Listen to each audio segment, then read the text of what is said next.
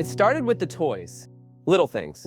A plastic elephant on the porch, a red fire truck near the gate, a stuffed bear missing one eye propped up on our garden bench. At first, we thought it was the wind or a child from the neighborhood, but it kept happening. Every night.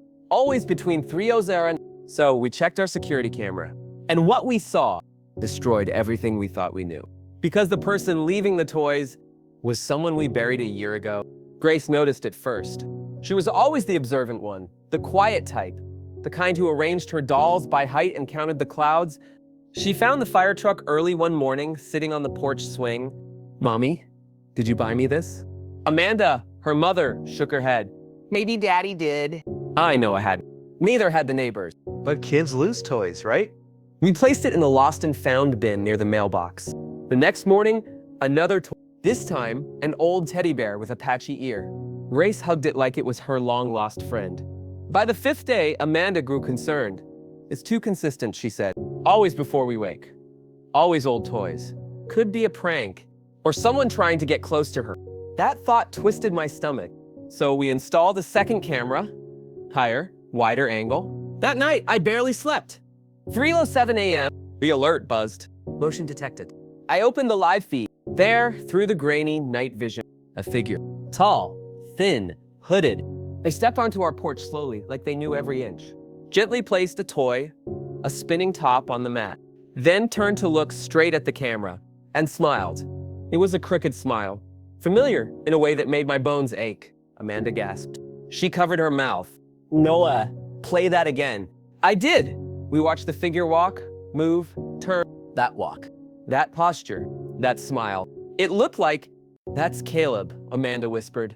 I paused. No, it couldn't be. Caleb, our son, died 13 months ago. Caleb was 7 when he drowned. It was a family trip, a lakeside cabin, calm water. He wandered down alone at dusk. By the time we found him, it was too late. No breathing, no pulse. The rescue team said his little heart gave out in the water. We buried him 2 days later. Amanda hasn't swum since. I haven't forgiven myself since. Grace was too young to understand, but even she stopped laughing for months.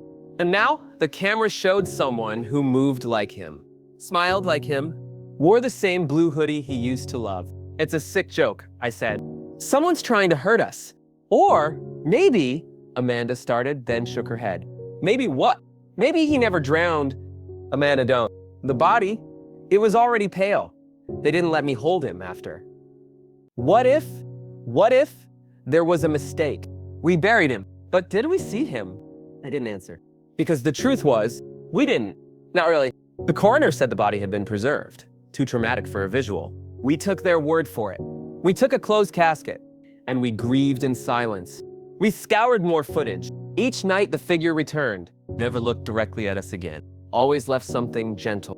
A rubber duck, a coloring book, a paper plane with Grace's name written in shaky block letters. Amanda began to sit near the window at night, watch, praying, whispering. "Come closer, let me see." But he never did, until day. When the camera caught him bending over a flower pot and whispering, "Tell her I still remember the pirate song." That was Caleb's lullaby.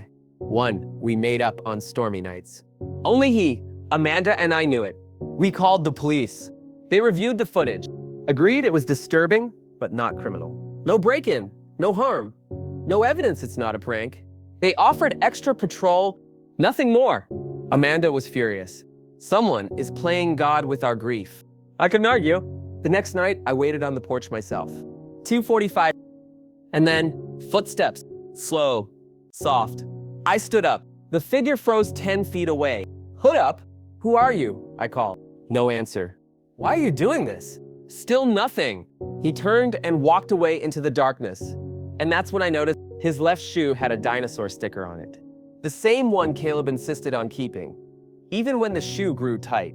That morning, we found the front door slightly ajar. Nothing stolen, nothing broken, but on Grace's bed, a drawing. 3 stick figures. A tall man, a woman with long hair, and a small child with curly lines for hair. Underneath it, family. Not gone, just hiding. We asked Grace if anyone came into her room. She shook her head, but I saw Caleb in my dream. Amanda and I exchanged looks. What did he say? That someone made him disappear, and he's trying to come home. Desperate, Amanda requested Caleb's medical file. We drove 2 hours to the county records office. Waited in silence. The clerk handed over a red folder. We opened it. Everything seemed normal, until Amanda paused. Noah, look. The time of death, but the 911 call. How could they pronounce him before we even called? And then another note in fine print. Body rerouted to Facility 9 for observational clearance. Custody released to third party. No signature. No explanation. Amanda gasped. We never authorized that. We went home shaken. That night, the camera picked up no motion. No toys. No drawing. Just stillness. Until the feed glitched at exactly static. Then, one clear image. A dark room. Fluorescent lights. A hospital bed. A child, lying still. Eyes open. Hooked to wires. Beside him, our pirate lullaby playing from a speaker. And on his wrist, a tag. Subject CE, property of Arclight Foundation. We had never heard of it. But Amanda said what we were both thinking. They didn't let us bury him because they never let him die. Some wounds don't bleed, they hide. In files stamped confidential, in whispers exchanged behind closed hospital doors, in lullabies left unfinished. Caleb didn't just vanish from our lives. He was taken. And now that we had seen him again, not in dreams, not in hallucinations, but on a live camera feed, there was no going back. Whatever the Arclight Foundation was, they had our son, and we were gonna get him back. The image on the security footage still haunted us. A white hospital bed, flickering lights, a child hooked to machines, and on his wrist, subject CE, property of Arclight Foundation. Amanda printed the frame, taped it to the fridge, not out of grief, but war. We let them bury us in grief once, she said. Never again. We searched everything. Arclight Foundation returned nothing on Google. No website, no address, no mission statement, but buried in a decade-old academic journal on neuroscience, Amanda found a footnote. Partial funding and post-trial observation managed by Arclight Foundation. The article was about neurological preservation in pediatric trauma cases. One of the authors, Dr. Elowen Price. We found her photo online, retired 68, once a leading brain researcher.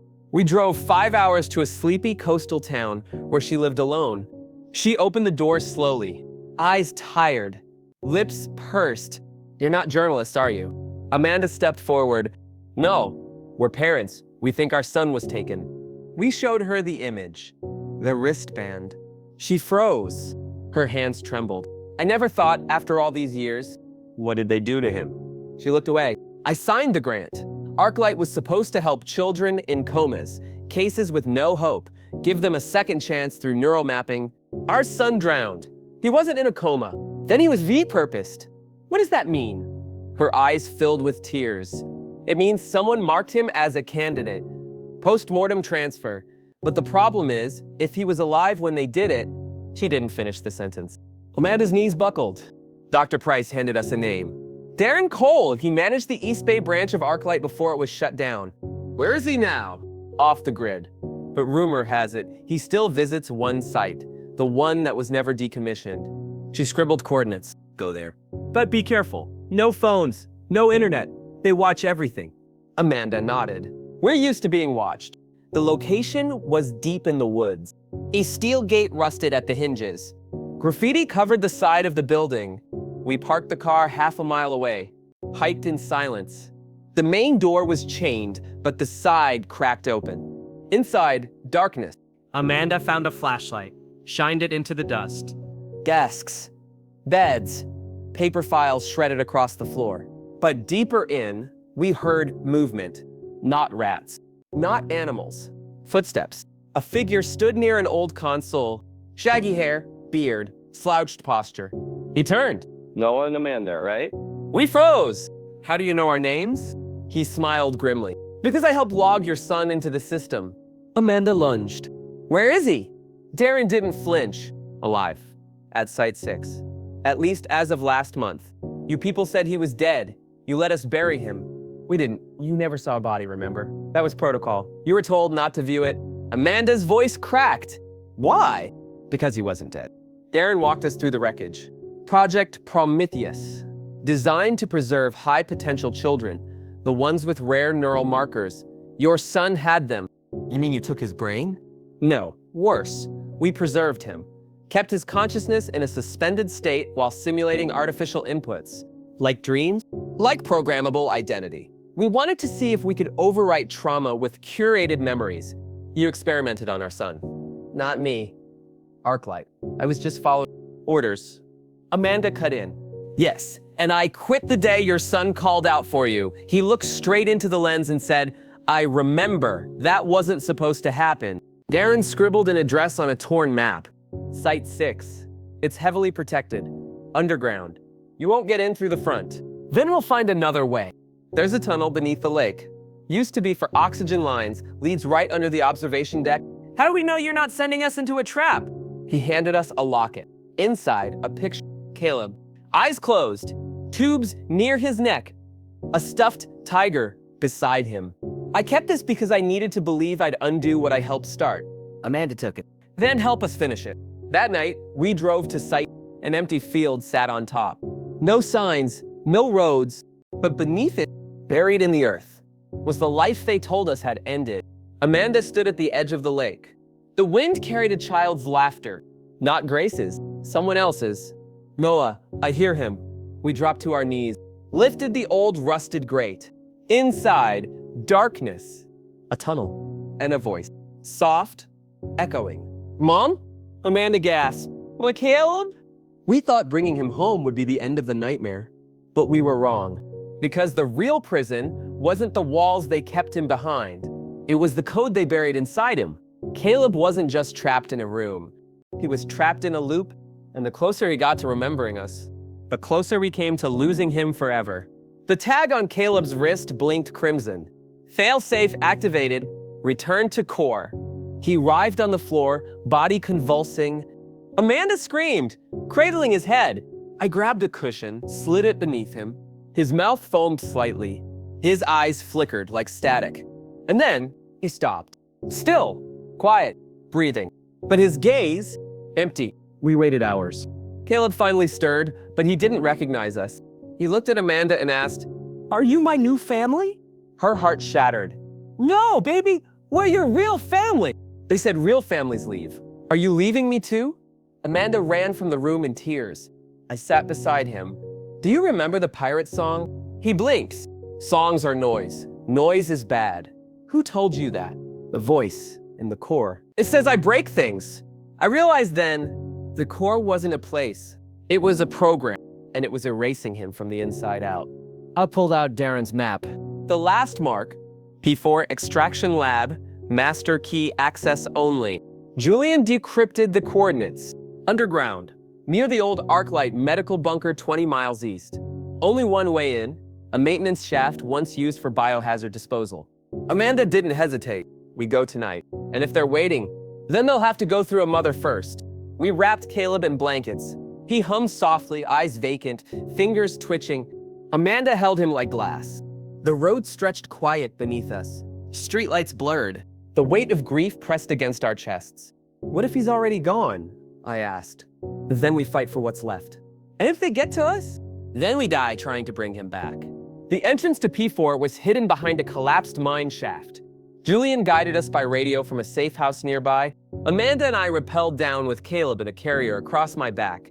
The tunnel opened into a circular corridor. Fluorescent lights flickered on. And in the center of the facility, a reinforced glass dome. The extraction lab. At its heart, an old neural chair surrounded by screens, wires, and a console labeled Core Unlock, Manual Override Required. Amanda stared through the glass. That's where they wrote over him. Now it's where we write us back in. We activated the console. A holographic interface shimmered.